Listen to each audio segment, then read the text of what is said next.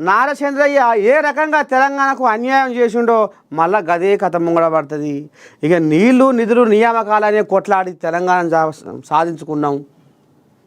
మీరు మరి పుసుకున్న మళ్ళా అనుమతి గిట్ల ఇచ్చారు. నారచంద్రయ్య మనకు కుడిభుజం కాబట్టి ఎక్కడిదక్కడనే ఉంచాలి దోస్తానం.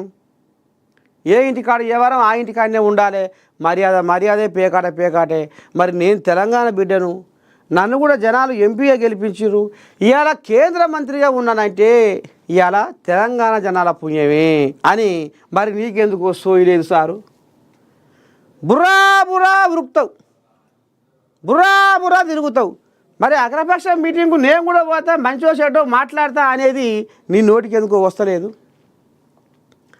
సచివాలయంకు ఎందుకో పోవైతివి? ఏమన్నా అంటే బట్టగాల్చి మీ దేశుడు. ప్రజా సమస్యలపై రెండు పార్టీలు నిర్లక్ష్యం చేశాయి. ఈ మాట ఇక మరి ఆడికే పోయి చెప్పరాదు? ఏదైనా ఉంటే ముఖం ముందు కుండ బదలు కొట్టరాదు? లేదు. ఇక ఈయన కథ గిట్ట ఉంది. ఆడికి పోయి 10 మంది పోయి అంటాను చేత కాదు. ఇక ఒంటరి కూర్చొని ఇక పోవండాలు. లాభం ఆంధ్రాకు, నష్టం తెలంగాణకు. 7 మండలాలు ఏపీకి అన్యాయంగా ఇచ్చారు. పోలవరం ముంపు గ్రామాలు తెలంగాణకు తిరిగి ఇవ్వాలి. దీనిపై సీఎం రేవంత్ రెడ్డి కేంద్రంపై ఒత్తిడి తేవాలి. బీఆర్ఎస్ ఎమ్మెల్సీ కవిత కీలక వ్యాఖ్యలు. ఎంత రామసక్కని గరకైన ముంగటేసుకుంది కవితమ్మ. మరి ఇవాళ సిల్క పలుకులు పలుకుతుంది కవితమ్మ. మరి ఆనాడు వాళ్ళ అయ్య 10 ఏళ్ళు రాజ్యమేలే. అప్పుడు జరగని అన్యాయం ఇప్పుడు జరిగిందా? ఇప్పుడే జరిగిందా? ఈ కథ ఇప్పుడే నడిచిందా? 7 మండలాలు ఏపీకి అన్యాయంగా ఇచ్చురు అనేది ఇప్పుడు రేవంత్ అనేది ఇచ్చిందా ఈ ముచ్చట? అరే మాట మాట్లాడితే జరనన్న అందం సందం ఉండాలి, ఓ మూలం సాలం ఉండాలి. నీ అయ్యా ఏం చేసినట్టు? మరి 10 ఏళ్ళు నువ్వేం చేసినావు? నీ అయ్యానే జరిగింది. నువ్వేం చేసినట్టు 10 ఏళ్ల కాలంలో? మరి డాడీ 7 మండలాలు ఏపీకి అన్యాయంగా ఇచ్చిర్రు, పోలవరం ముంపు గ్రామాలు తెలంగాణకు తిరిగి ఇవ్వాలి. మరి దీని మీద నువ్వు ఎందుకు మరి కసిగంతలేవు? ఎందుకు ఊరుకుంటలేవు? ఆ 7 మండలాల కథ ఏంది? వాళ్ళు ఓట్లు ఎక్కడ వేస్తుర్రు? వాళ్ళకు నిధులు ఎవరిస్తుర్రు? వాళ్ళు ఓట్లో కాడేస్తుర్రు, వాళ్ళ భూముల జాగాలో కాడున్నాయి, వాళ్ళ ఇంట్లో కాడున్నాయి. వాళ్ళు ఎటు కాకుండా అయిపోయిర్రు. అటు పోవన్నా ఇటు పోవన్నా గోడ మీద పిల్లి లేక అయిపోయింది వాళ్ళ బతుకు డాడీ అని. మరి ఆయన ఎందుకు నీకు ఈగరం లేకపోయా? ఈగరంగా నాకు గియాల ఇప్పలకం తీసి ఏమన్నా అంటే సర్కారు మీద బట్టగాల్చి మీద వెయ్యాలి. ఏ మాటకు ఆ మాట మాట్లాడుకుందాం. మరి ఈ పార్టీ ఈగరము ఆయాల ఎందుకు లేదు? నువ్వు ఆయాల అయ్యను ఎందుకు వదలబట్టి సొదబట్టి అడగలేదు? అయ్యను ఎందుకు ముక్కు బట్టి వరవడగలేదు? అయ్యా నువ్వు తప్పుతో వలబోతున్నావు. అయ్యా నీకు ఈ 7 మండలాలు కానొస్తలేవా? మరి ఈ 7 మండలాల కథ ఏంది? ఇప్పటికి కూడా వాళ్ళు అన్నవో రామచంద్ర అనే కానీ ఉంది కథ. సంక్షేమ పథకాలు ఎవరు ఇవ్వాలి? తెలంగాణ వాళ్ళు ఇవ్వాలన్నా ఆంధ్ర వాళ్ళు ఇవ్వాలన్నా? ఇండ్లు ఒక రాష్ట్రంలో, భూములు ఇంకో రాష్ట్రంలో.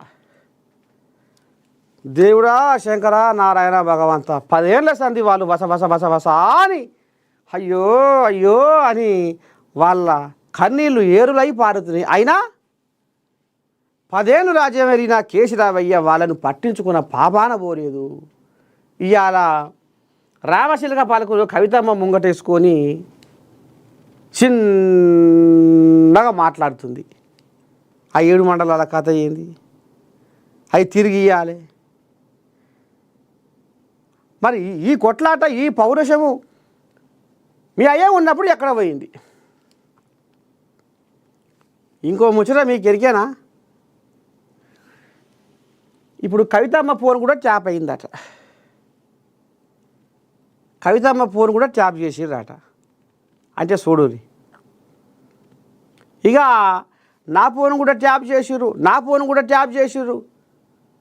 తెలంగాణ అప్పట్లో తెలంగాణ సీఎంగా ఉన్న కేసీరావు, ఏపీ సీఎంగా ఉన్న మా అన్న జగను ఇద్దరు కలిసి నాటకాలు ఆడి నా ఫోన్ కూడా ట్యాప్ చేసిర్రు అని షర్మిలమ్మ ఏ రకంగా డప్పు కొడుతుందో ఇవాళ ఈమె ఎందుకు డప్పు కొడతలేదు, ఈమె ఫోన్ ట్యాపింగ్ అయిందని ఈమెకు కూడా ఎరికే.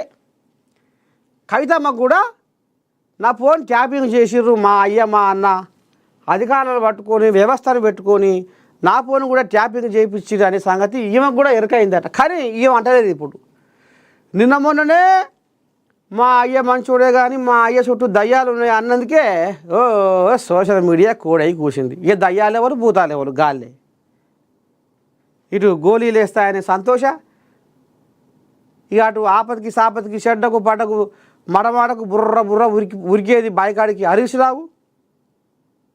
ఇక అయ్య లేకపోయినా మరి అయ్య కిరీటం పెట్టుకొని ఇక బయట దేశానికి ఇక్కడ అక్కడ తిరుగుతున్న కేటీ రాములు. ఇక వీళ్ళే కదా దయ్యాలు. ఇక నువ్వు ఎవరిని అన్నట్టు అంటే జనాలు, తెలంగాణ జనాలు అంత తెలియదక్కువలా మా అయ్య దేవుడు మా అయ్య చుట్టూ దయ్యాలు ఉన్నాయంటే దయ్యాలు ఎవరు అనేది ఏం కథ అనేది జనాలకు ఎరకలేదా? మరి మొన్ననే గా మాట అంటే ఇప్పుడు నా ఫోన్ కూడా ట్యాపింగ్ చేసిర్రు.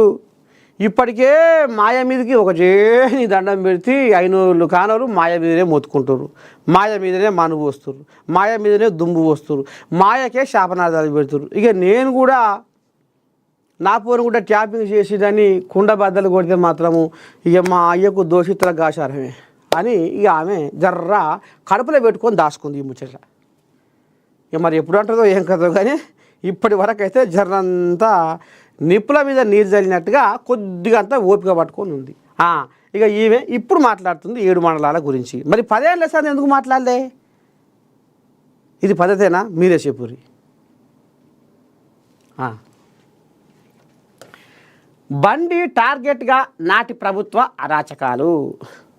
ఇక ఎందుకు చేసిర్రు ఏమిటికి అంటే ఈ కోల్యాగా ఇది ఇక మరి పోసు పెడుతుంటే జీలకర్ర మెంతులు వేస్తే శంగ శంగ శంగ